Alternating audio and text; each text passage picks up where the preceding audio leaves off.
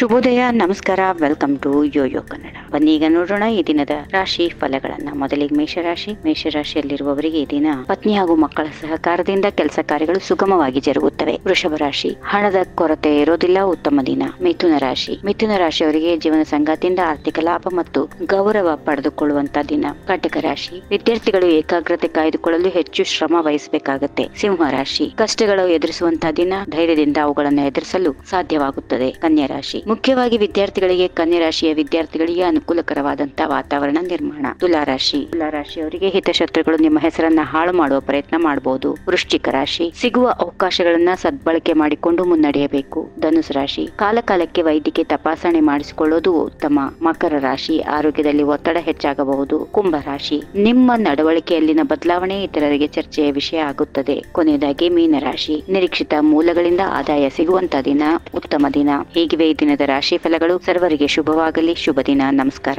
If you like this video, ಬೇಗ like ಮಾಡಿ, comment ಮಾಡಿ, ಶೇರ್ ಮಾಡಿ ಹಾಗೂ ಯೋಯೋ ಟಿವಿ ಕನ್ನಡವನ್ನು ಸಬ್ಸ್ಕ್ರೈಬ್ ಮಾಡಿ.